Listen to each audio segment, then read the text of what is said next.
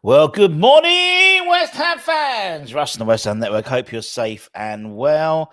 Let's talk about what we need to do in January, shall we?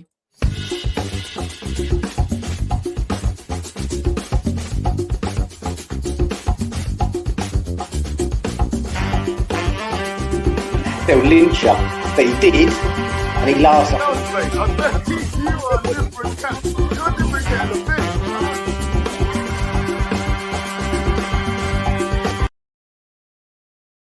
Hello, Russ and the West Ham Network. Hope you're all safe and well. Disappointing Saturday, wasn't it? First half was amazing. I thought it was almost like we carried on from the Arsenal game. Pardon me, Windy Pops, from the Arsenal game in terms of the relentlessness. We just fell off a cliff. And now we're in the bottom half of the table now, technically, sitting in 11th with four wins, 2 draws, 5 losses, 18 goals scored, and 20 conceded, which is us and Brighton. But Brighton have scored 6 more goals than us in terms of the goal difference. Now, according to Sean on Twitter, he took to Twitter on Saturday night to say that there was a power struggle between Moyes and Tim Steidten, and something Nick said as well in terms of he's been told to sort of put up or shut up, really, and because of that, clearly the defence and also midfield, I think, is an area. Still 2 areas we need to look at. Too many defensive errors have caused goals, but also the midfield. And yesterday, we played obviously playing a 4-4-2 is great, but when you haven't got recognised sort of designated central defensive midfielder, JWP is not that player. He's not that player. He works well with Alvarez or Alvarez and Souček as a 2, but not Souček and JWP, unfortunately. You could see how quickly Brentford were bypassing the midfield. So it's unsurprising that we've been linked recently with quite a few centre-backs, with the long-term future of Kurt Zuma and also Naya Faged, with the Saudi Pro League on the horizon potentially for January, and also for midfield. It's clear, yes, we have a good squad. We have a good squad of players, but for me, there is an imbalance of the squad, and it's an imbalance in terms of we've got some fantastically skillful players and some fantastically, if for me when we found out that Alvarez and Paqueta were both going to miss the Brentford game, I was more worried about Alvarez missing than Paqueta. It's clear that we've got cover in that number 10 slot, and that even if Kudus was injured as well, you could still move players around and drop Fornals in there, or Ben Rama, or there's options there. But that defensive midfield position, we haven't got cover for that. Several other options everywhere else, but not that CDM role. And with Alvarez's intensity, his combative style, he is going to pick up bookings, and he is going to get suspensions from time to time. And we don't have someone who could slot in there. And that's the real issue in terms of having someone who could, even if it's not even a light for light, but someone who has that in their locker. And JWP hasn't got that in his locker. And I don't think Tommy Souček's got that in his locker as well. It's quite a disciplined position, in all honesty.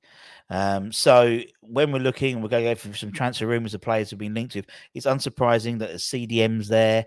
We've been linked with centre halves, left backs as well, and left sided centre halves as well. So let's start with midfield. That to me is an area which we desperately need some sort of cover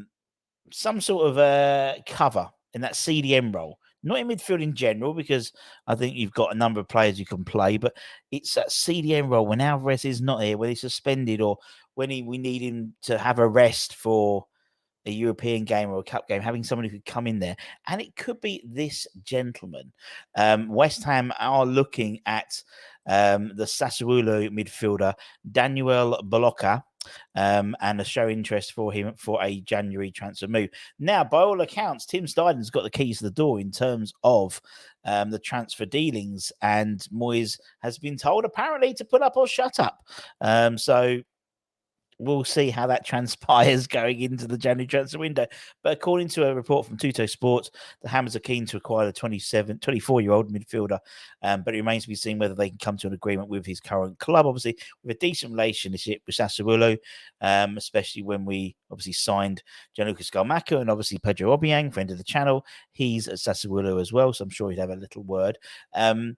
Balaka is versatile. He can play as a central defender as well as a CDM, but CDM's his preferred position. So, but sort of definitely bolster Moyes' defensive options in many aspects. He's very similar to Edson Alvarez. And his signing will definitely be as a backup. So for me, someone like him is a must for January because we know that Alvarez is going to pick up bookings.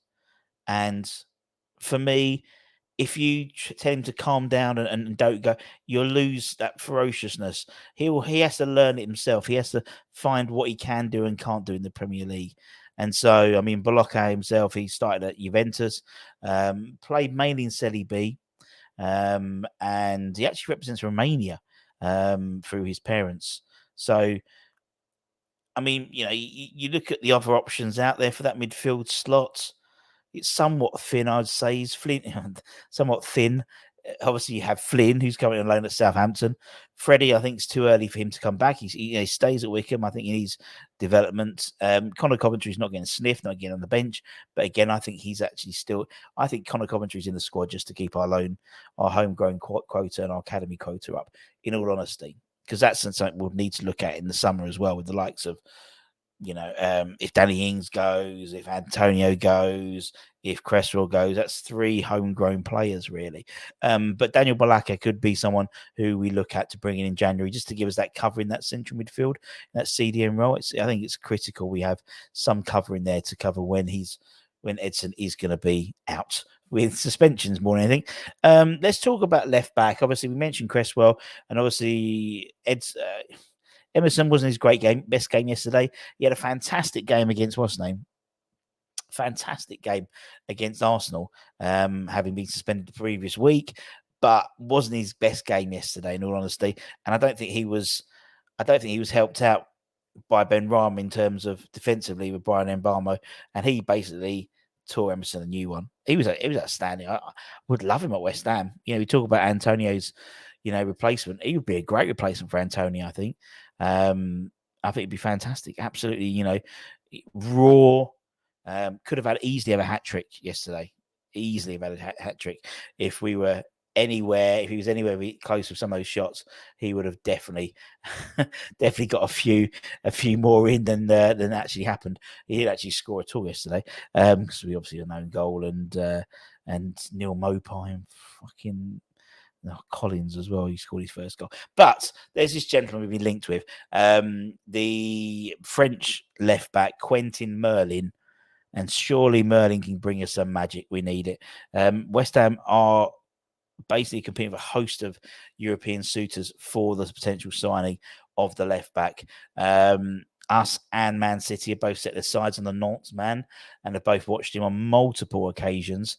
And there is intense interest behind the Premier League pair, with also French, German and Italian sides, as well as Celtic, looking at him. Liga sides, Paris Saint-Germain and Lyon are also looking. Bayern Munich, RB Leipzig are also, as well as Napoli. So some huge clubs looking at this gentleman.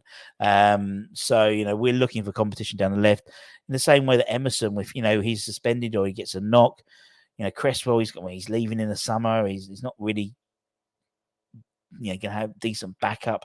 Obviously, we looked at Philippe Kostic, didn't we, last summer and the previous January as well. And as I said, Merlin, who's 21, has already established himself as a regular in the French top flight.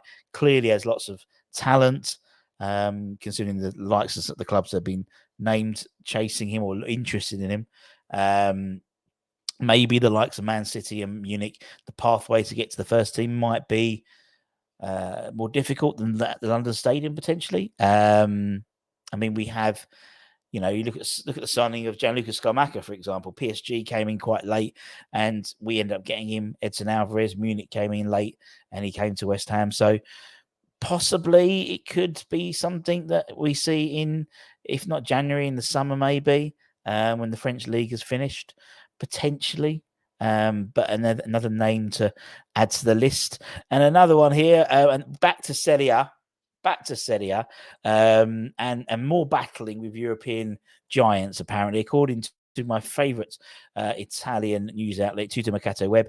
West Ham are interested in signing the Hellas Verona defender Isaac Hein. But also we face stiff competition for his signature. AC Milan and Juventus apparently both potential suitors for the 24-year-old, while Bayer Leverkusen are also believed to be in the mix.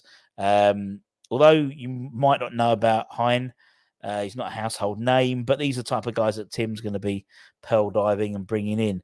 He's been a very strong performer for Hellas Verona this year, started in 4 Serie A games this year. He's a unit. He's a big lad. He's 24, and he would be a long-term centre-back signing for us. One who would come in and stay with us for several years. If we did lose someone like Kurt Zouma or now Figuered in the future summer transfer, he would be an immediate replacement in my eyes. He's established Swedish international player as well.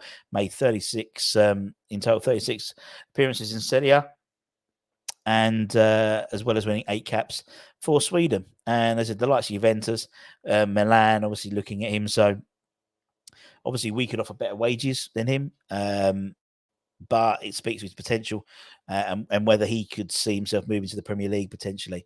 Obviously he's relatively established himself in Serie A, so maybe he might want to stay there, but we're apparently very high on Hein. Heinz. His squad number should be 57.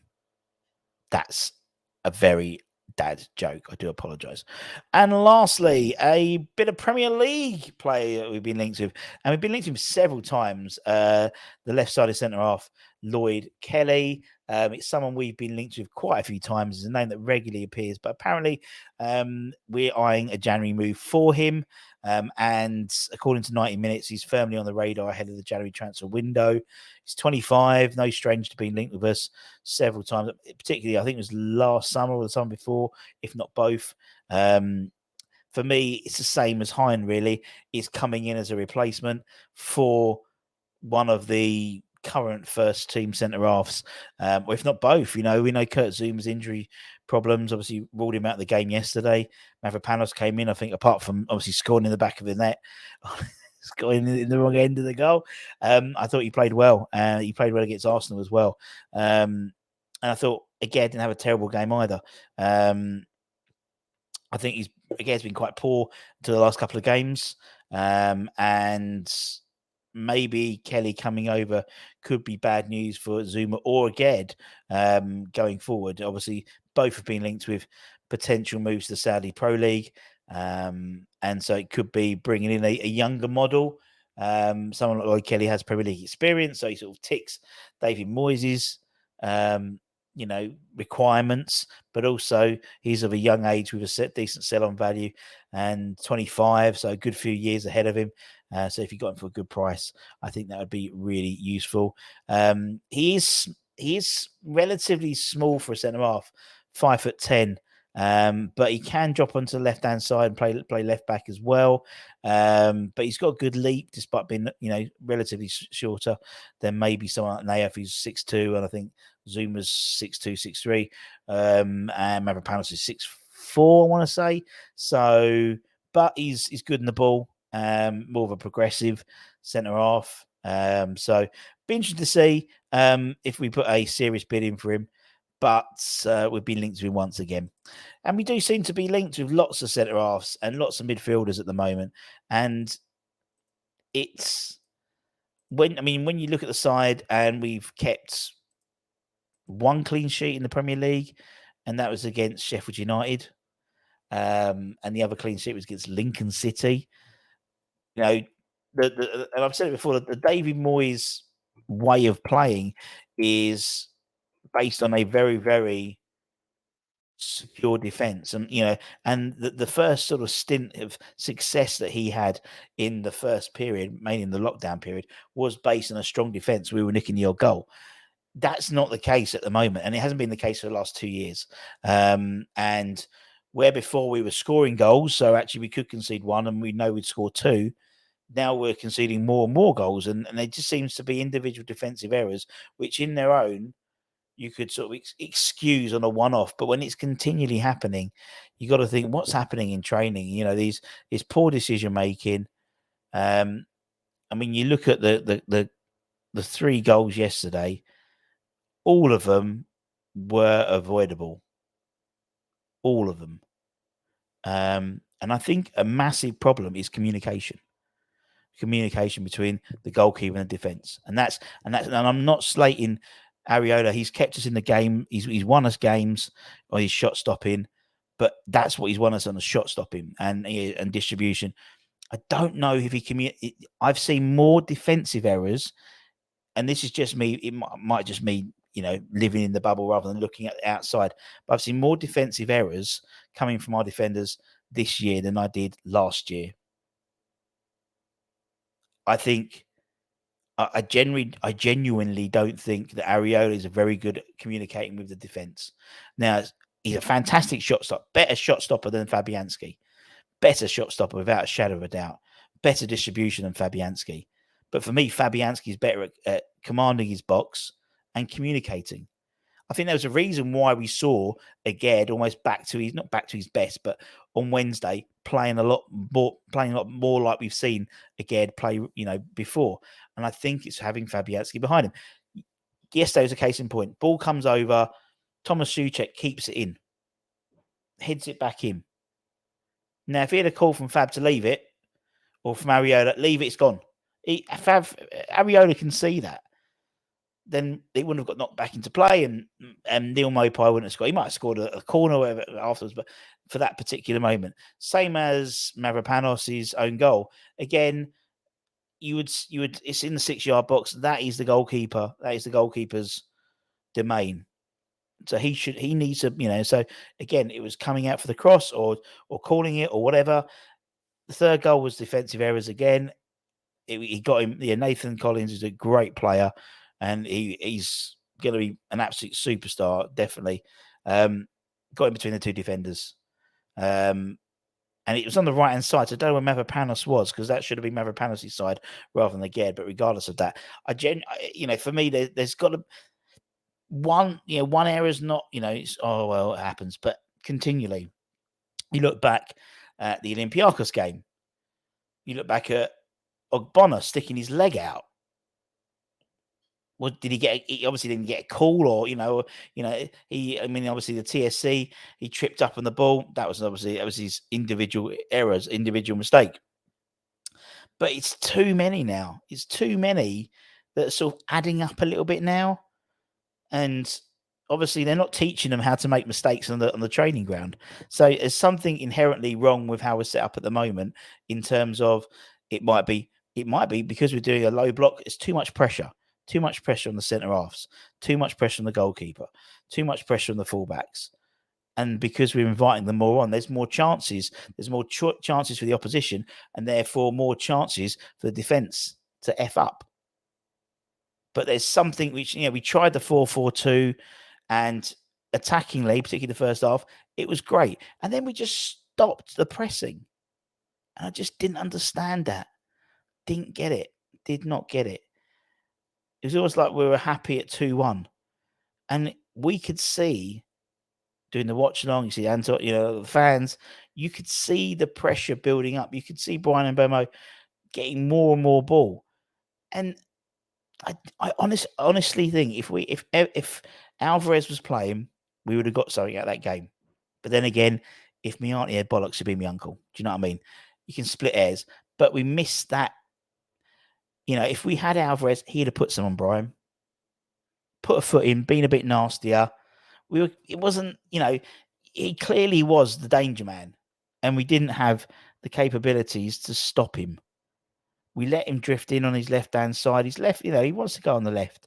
So we let him do it too often, rather than taking him down the right, which any good defender would have done. Maybe keep him on the right-hand foot.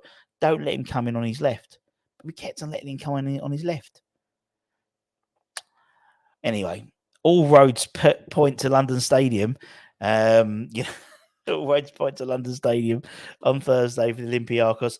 Olympiacos are playing today, 7:30, 5:30 in the UK against PAOK. So we'll see how they get on, and we'll give you a little report on Monday about that. And until then, have a nice Sunday anyway. Don't worry about West Ham. Have a rest for 24 hours, and then we can worry about that on Monday when we get ready for the Olympiacos. 2-game week, Olympiacos and Nottingham Forest. And then we've got another international break for another 2 weeks. So, it's like, just prolongs the pain, doesn't it? So then we've got Nottingham Forest and 2 weeks off. Then we've got, I think, is it then the Burnley game, or have we got Panathinaikos? Although we've got Freiburg, and then I forgot. I just, we'll wait and see. Yeah, we got Burnley. That's it. We got Burnley. So, 2 weeks off. Then we got Burnley, TSC. When do we play them? That's the last game, isn't it? Yeah. All right. Anyway, ignore me. Take care. Stay safe. Stay warm. Keep the faith, my friends. Come on, you bloody irons. And I'll see you soon. Take care. Bye-bye.